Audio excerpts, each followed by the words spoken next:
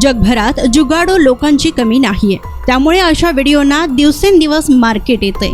Electric scooty, मेणबत्तीवर चालणारी गाडी असे बरेच जुगाड तुम्ही पाहिले असतील। अशातच एका तरुणाने पेट्रोल वाचवण्यासाठी केलेला जुगाड सोशल मीडियावर व्हिडिओ स्वरूपात व्हायरल होताना दिसतोय। आपल्या गाडीतून पेट्रोल संपले की लोक अगदी सहज कोणाच्याही बाईकमधून पेट्रोल काढून घेतात। यासाठी वेगवेगळ्या पद्धती वापरतात, मात्र या व्यक्तीने केलेला जुगाड काही वेगळाच आहे। या माणसाने एका गाडीतून पेट्रोल काढून अगदी सहज दुसऱ्या गाडीत कसे टाकले ते यामध्ये दिसत आहे। यात दिसते की ही व्यक्ती अतिशय काळजीपूर्वक तंबाखूची रिकामी पाकिटे उघडत आहे। यानंतर त्यात पेट्रोल भरून बाजूला उभ्या असलेल्या दुसऱ्या गाडीत टाकत आहे।